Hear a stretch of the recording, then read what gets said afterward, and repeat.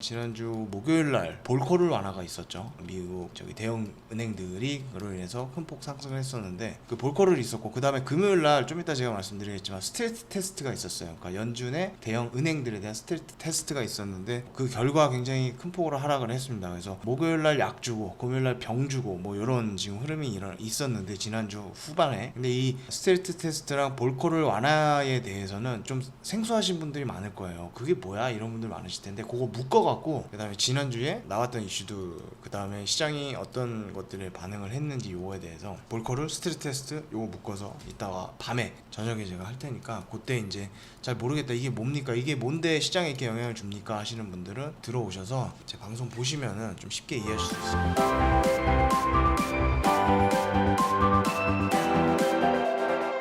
자, 먼저 지난주 금요일날 아주 뭐 피바다입니다. 보시다시피 피바다인데 여러가지 이슈가 있었습니다만 한 3개 정도 우리가 꼭지를 잡을 수 있을 것 같아요. 하락했던 이슈들 3개 정도를 우리가 좀 짚고 넘어가야 될 텐데, 먼저 첫 번째는 계속해서 지금 팬데믹 2차 확진자 증가 수가 굉장히 큰 폭으로 상승을 하고 있죠. 그래서 텍사스, 플로리다 같은 경우는 지역 내 술집을 폐쇄를 행정명령을 발동을 했고, 그러니까 술집 다 폐쇄하라 이거야. 그 다음에 식당들 같은 경우도 가용 인원의 50%만 지금 받으라는 거예요. 그래서 지난번에 미국 전역에 셧다운 처리 났다가 그 다음에 트럼프 형이 다시 경제 재개했다가 지금 일부 확진자 수 증가 수가 굉장히 가파르게 오르고 있는 주에서는 이처럼 그 행정명령이 지금 다시 떨어지고 있다. 그래서 요게 이제 가장 큰 이슈였던 것 같고, 그 다음에 텍사스 같은 경우는 미국 내 인구 수도 두 번째고요. 그 다음에 경제 규모로 봐도 두 번째입니다. 그래서 굉장히 크기 때문에 요게 이제 조금 우리가 봐야 될 것 같고, 그 다음에 애리조나, 뭐 캘리포니아. 그래서 지금 뭐 계속 특히 이제 쿠드로나 트럼프나 백악관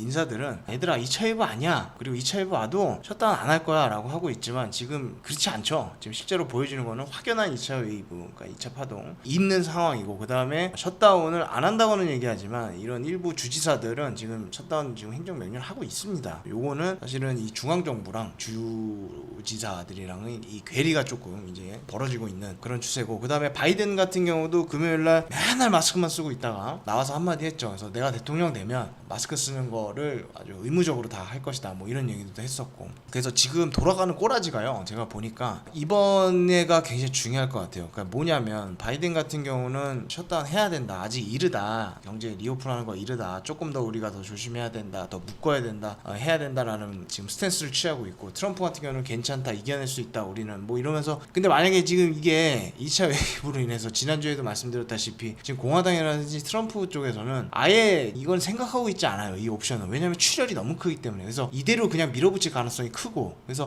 이대로 밀어붙였다가 만약에 또 미국 내 확진자 수가 굉장히 드라마틱하게 늘어난다고 하면 요 책임을 누구한테 옮긴다? 중국한테 조금 전가시키려는 밑밥 작업 지금 하고 있는 상황이고, 그래서 요게 만약에 잘 잡힌다고 하면 대선에서 트럼프 쪽이 좀 유리할 것 같고, 만약에 이게 진짜 걷잡을 수 없는 다시 미국의 2차 피해로 이어진다고 하면 바이든의 지지율이 좀 올라갈 것이다. 그래서 요런 것들이 향후 한 4개월 정도 지금 남았는데 대선 판도에 좀 영향을 주지 않겠냐, 그렇게 좀 생각하고 있고, 요게 이제 첫 번째 이슈고요. 그 다음에 두 번째 이슈 같은 경우는 뉴스 접한 분이 아시겠지만 유니레버에서 그 SNS 보이콧을 했어요. 그래서 유니레버 뭐 하는 곳이냐, 그 여러분 도부 아시죠? 도부 바디로션 한 번도 안 써보신 분들은 없을 텐데 그 글로벌 생활용품 기업이에요. 글로벌 생활용품 기업인데 이 유니레버가 페이스북이라든지 트위터 어떤 이런 SNS 광고 보이콧 선언을 했습니다. 그래서 연말까지 광고 집행을 중단하겠다고 얘기를 했고, 얘네들이 이제 작은 공을 쏘아 올렸죠. 지금서 그 뒤이어, 그러니까 버라이즌 같은 경우, 미국 통신사 버라이즌 같은 경우는 며칠 전에 먼저 이제 선빵을 날렸었고, 그 다음에 뒤이어서 지금 코카콜라도 중단하겠다 얘기를 하고, 그 다음에 스타벅스, 리바이스, 펩시 지금 이번 주에 계속해서 동참하고 있는 움직임이 일고 있거든요. 그래서 이러한 것들 때문에 어떤 대형 SNS 기업들, 페이스북, 트위터, 인스타로 대변되는 이런 것들이 주가가 큰 폭으로 하락을 했습니다. 그래서 페이스북도 8.3%, 그다음 트위터도 7.4% 큰 폭으로 하락을 했고, 요게 이제 제가 자주 보는 SOCL이라고 하는 소셜 미디어 그 ETF가 있어요. 이 녀석들이 금요일날 큰 폭으로 하락을 한 것 같은데,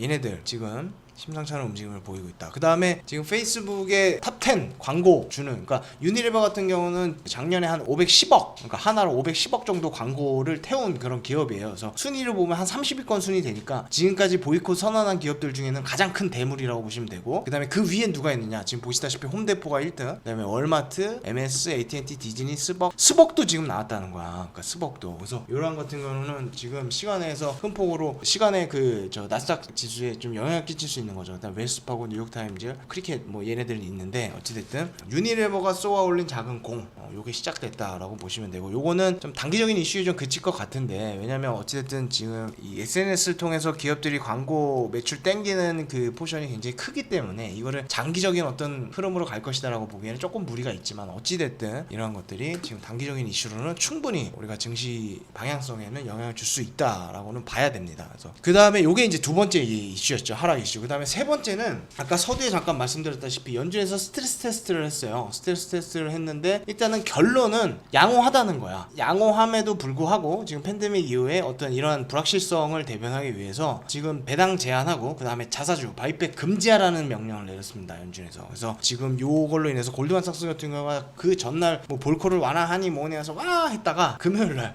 연준에서 이거 때리면서 8.6% 큰 폭을 하락했고, JP모건 같은 경우 5.5%에서 은행주들도 지금 동반해서, 그래서 금요일 같은 경우는 나스닥 테크주들 빠지고, 그 다음에 은행 S&P에는 금융주의 비중이 많잖아요. 그래서 금융주들 빠지고 와서 전체적으로 2% 넘는 큰 폭 하락을 했다, 이렇게 보시면 되고, 요거에 대해서는 오후에 말씀드렸다시피 제가 자세하게 좀 설명을 드리겠습니다. 요런 이슈까지 해서 금요일날 요 세 가지 꼭지 정도가 하락 이슈로 작용을 했다라고 보시면 될 것 같습니다. 오늘 아침에 제가 보니까 요 세 가지 정도만 보면 될 것 같습니다. 그 외에 뭐 유가 급락이라든지 이런 것들 통해서 이제 뭐 에너지 관련 기업 섹터들도 굉장히 약세를 보였습니다만, 크게는 요 세 개 정도 보면 될 것 같고, 반면에 조금 특이한 점은 제가 좀 요런 걸 좀 예민해서 그런지 모르겠습니다만, 최근의 흐름하고 좀 달라진 건 뭐냐면 통화시장이에요. 통화시장이 최근의 흐름들은 어땠냐면, 그러니까 단편적으로 보면 지수가 하락할 때는 달러에 대한 수요가 쭉 들어오면서 여타 기타 유로화를 필두로 해서 이머징 마켓 그 통화들이 굉장히 약세를 보이고 달러가 올라가는 그런 흐름을 보였는데, 사실은 지난 금요일에는 요게 그렇게 심하지는 않았어요. 그래서 대려 달러 같은 경우는 유로화 대비해서는 하락을 했거든요. 그래서 팬데믹 이후에 어떤 통화시장에서의 움직임이라면 다소 다르다. 그래서 요거는 우리가 어떻게 좀 해석해 볼 수 있냐면, 이게 조금 좀 오버액션 하는 걸 수도 있지만, 요게 최근에 이제 하락했던, 그러니까 지난주 금요일날 큰 폭으로 하락했던 게 차익 매물성이 아니겠느냐, 그야말로 단기 이슈가 아니겠느냐, 이런 것들은 통화시장을 보면 조금 느낄 수 있다. 오늘 어떻게 될지 모르겠습니다만, 통화시장에서는 사실은 그렇게 크게 리스크 오프되는 현상은 지금 보여주지 않았다, 금요일에. 그거는 우리가 조금 체크해봐야 될 것 같고, 그 다음에 이제 이번 주가 굉장히 중요하거든요. 그래서 이번 주 한 주 전략을 우리가 좀 봐야 될 텐데, 요걸로 좀 보시면, 일단은 오늘은 사실은 딱히 없어요. 유럽에서 소비자 기대 지수 정도 있는데 요거는 딱히 없고, 이 밑에 보시면 베일리 발언의 베일리 BOE 총재, 요거는 조금 제가 좀 보고 있는데, 왜 그러냐면 요거랑 이제 미국 장마감 하고 나서 마이크론 실적 발표하는 거, 요거는 좀 보고 있냐. 왜 그러냐, 베일리 총재 같은 경우는 지난주 초에 우리가 지금 굉장히 돈을 많이 풀고는 있지만 나중에 어떻게 될지 모르고, 이거는 굉장히 그 단기적인 템포러리한 조치라는 거에 대해선 잊어서는 안 됩니다, 여러분. 돈을 굉장히 많이 풀고 있지만 우리가 언제 이거를 다시 흡수해야 될지 모르고, 그래서 너무 좋아하지 마라, 돈을 푸는 거에 대해서. 이런 지금 발언들을 처음 보인 양반이거든요, 주요 인사들 중에서. 그래서 오늘도 요런 어떤 연장선상에서 이런 이야기들을 할지를 조금 봐야 되는데, 뭐 안 봐도 상관없습니다, 아직까지는. 그 다음에 이제 내일로 넘어가면 아시아 쪽에서는 그 중국 6월 제조업 PMI, 그 다음 비제조업 PMI가 발표가 됩니다. 그래서 요걸 좀 봐야 될 것 같고, 그 다음에 미국 쪽에서는 12 소비자 기대 지수라는 게 발표가 되는데, 빨간 걸로 지금 표시를 해놓은 거죠. 이 12 소비자 신뢰 지수는 컨퍼런스 보드에서 발표하는 소비자 신뢰 지수라는 거예요. 그래서 이 미국에서 발표하는 소비자 관련 지표는 두 개가 있어요. 이거 말고 미시간대에서 발표하는 소비 심리 지수가 있는데, 요게 더 중요해요, 여러분. 컨퍼런스 보드에서 발표하는 소비자 기대 지수가 굉장히 중요합니다. 왜냐면 얘가 상관관계가 더 높아요, 지수랑. 그래서 중요하고, 그 다음에 미국은 소비가 굉장히 중요하잖아요. 그런 측면에서 이 소비 들어간 것들을 우리가 항상 주목하고 봐야 되고, 시카고 PMI도 이 녀석도 연준에서 발표하는 그 연준 지수에서 필라델피아 연준 지수와 마찬가지로 필라델피아 연준 지수, 그 다음에 뉴욕 연은 지수, 그 다음 시카고 이 PMI 연준 지수, 요 세 개가 좀 중요하다고 제가 말씀드렸죠. 그래서 요거 발표하고, 그 다음에 더 중요한 건 뭐냐면, 파월 연준 의장하고 문우신 미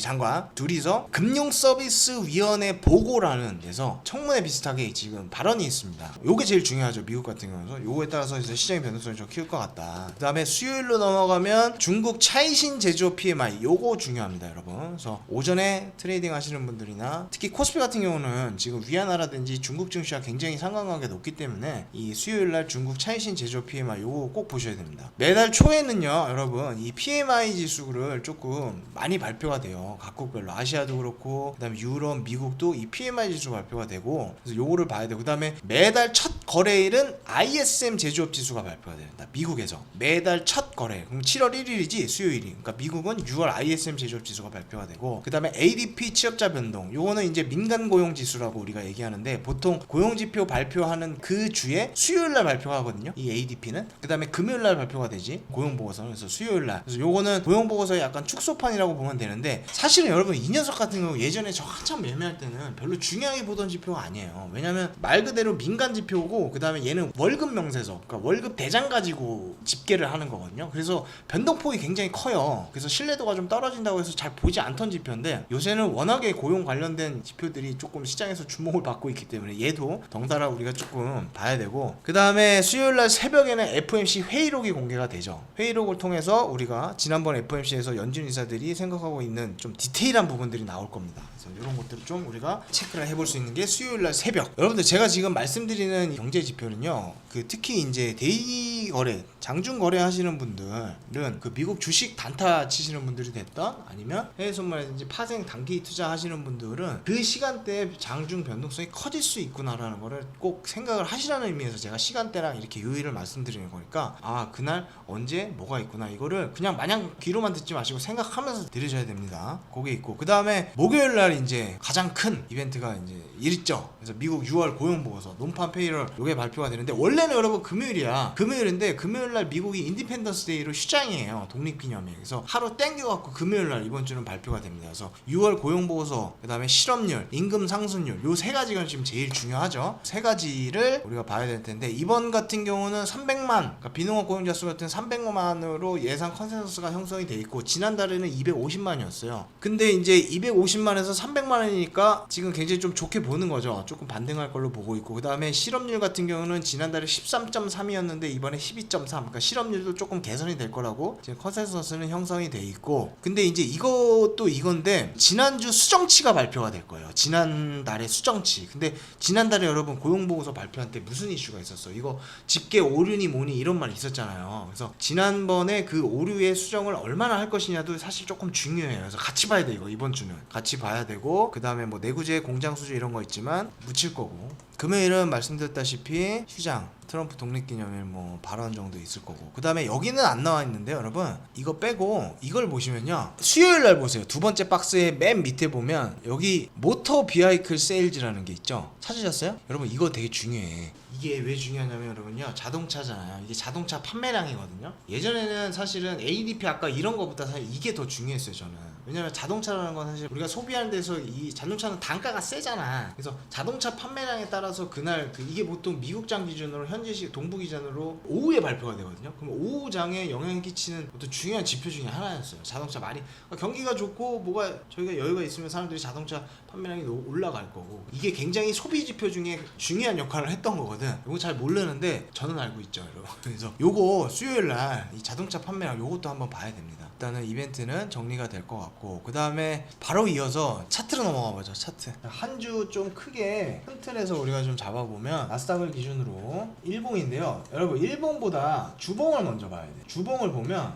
이거 보십시오. 윗골이 쫙 달아버렸죠. 그러면 이번 주는요 사실 이게 지금 양봉을 지금 보이고 있습니다만 양봉을 만들 때 이런 발언은 조금 위험할 수 있는데 어찌됐든 이거 이번 주에 또 윗골이 만든 주봉 만들 가능성이 굉장히 높습니다. 그래서 그거를 전제로 들어간다고 하면 양봉 만들어서 반등 나올 때 매도하면 이번 주에 한 번은 수익권으로 갈 수 있는 줄 수 있는 그런 여지가 좀 있다는 거죠. 주봉상으로는.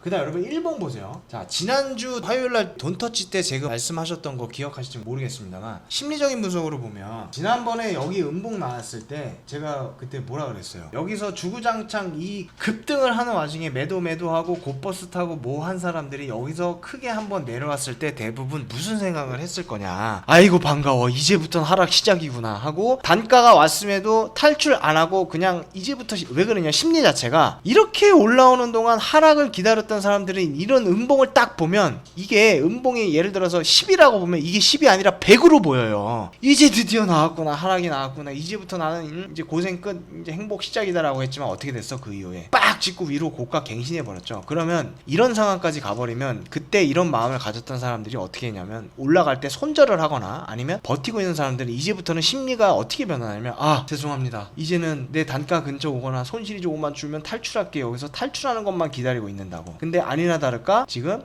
조정이라고 할 것도 없지 여러분. 이게 뭐 어떻게 큰 조정도 아니야. 이거 자연스러운 흐름이야. 여기까지는 이런 음봉들이 나와서 다시 한번 음봉이 나오면 다 탈출해버리고 만다고요. 여기서 한번 학습 효과가 있기 때문에. 그러면 어떻게 되냐면 이 사람들 여러분 되게 웃긴 게 그렇게 아기다리고 고기다리던 하락이 나왔을 때 여기서 본전 수준이나 아니면 손실이 조금 줄어들었을 때 탈출하고 나서는 슬슬 이제 매수 봐요 여러분. 매수 보는데 제가 돈 터질 때 뭐라 그랬냐면 이때 하락을 한번 봤기 때문에 이 두 번째 하락 나올 때는 여러분 그때는 이거 크게 밀릴 수 있습니다 라고 말씀드려요. 어디까지? 9,500까지는 그냥 뭐 아무렇지도 않게 그냥 한 방에 확 밀릴 수 있는 하락이 나올 수 있습니다. 제가 지난주 화요일에 말씀드렸는데 지금 그런 흐름이 지금 제가 볼 때는 나오고 있거든. 그러니까 이 얘기는 뭐냐면 이때까지는 밀림의 사자라고 제가 말씀드렸죠. 눌림의 사자라고 했지만 여기서는 눌렸을 때 매수하면 안 돼요 이제 여러분. 이거 크게 가격 조정 좀 꽤나 나올 수 있어요. 이번에는 어디까지 9,500까지는 그냥 한 방에 나올 수 있고 그 언더까지 나올 수 있기 때문에 이제는 오히려 어떻게 해야 돼? 지금 이번 주 초잖아요. 이번 주 초면은 올라가면 매도 쳐야 돼. 이 대충 지금 제 뉘앙스는 지금 눈치채셨죠? 이게 다 심리 싸움이라 여러분. 심리적으로 접근해야 된다고. 그 가장 좋은 어떤 각 자체는 이 정도예요. 그래서 만까지 제가 볼 때 안 올 것 같고 뭐 와봐야 한 9,950선 정도면은 정말 많이 반등 나올 것 같은데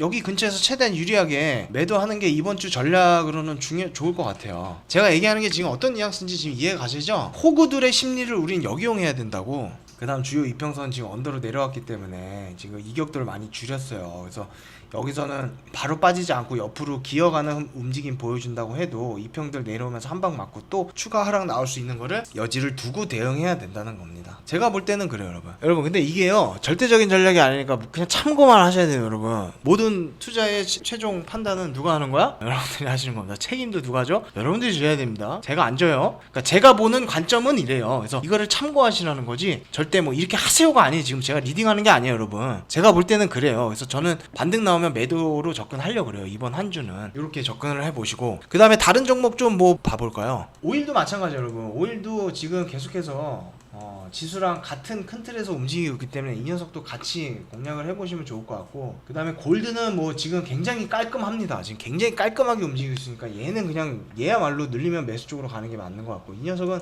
뭐 최근에 가장 좀 움직임이 확연하게 우리가 접근하기 쉬운 종목 중에 하나고 통화시장 같은 경우는 유로화도 지금 1봉만 보면 이거 플래그 형태거든요. 패턴 한번 쭉 올랐다가 여기서 조정 벗고 다시 3파동 상승 N자 나올 수 있는 흐름인데 글쎄 지수가 조정을 보인다고 하면 이 녀석은 1.12000 이 하단 테스트 한번 할 가능성이 큽니다만 글쎄 오히려 얘는 좀 만약에 그런 것들을 기다려서 1.12000 언더로 내려오면 여기서는 분할 매수로 접근하는 게 조금 좋아 보이고 그 다음에 채권 같은 경우는 10년물 기준으로 보면 지금 한번 쭉 올렸다가 이쪽으로 지금 이게 가격 기준이니까 올려 붙이고 있는데 이 녀석도 차트 자체는 위로 만약에 상승하면 아마 연준이 YCC 지금 안 한다고 했습니다만 그러한 것들을 염두로 두고 매도세가 좀 나올 수 있어요. 일단 일정 밴드를 유지하려는. 이 녀석도 일단은 차트 상으로는 굉장히 이쁘죠. 지금 일봉 위쪽으로 지금 요이 땅 하고 나 지금 달리기 일보 직전이야. 지금 2평 지금 수렴한 거 보세요. 달리기 일보 직전이야 라고 이야기하고 있지만 얘는 올라간다는 건 금리가 하락한다는 거니까 가격 기준으로 얘가 위로 올라간다는 건 금리 기준으로 보면 하락한다는 거잖아요. 그리고 이게 지금 상단이 여기까지 가고 있으니까 만약에 여기를 돌파한다는 거는 또 연방준비기금 선물에서 마이너스로 베팅하는 또 수요가 또 진입할 수 있다는 거거든. 그러니까 그런 것들 염두에 두고 접근하시길 바랍니다.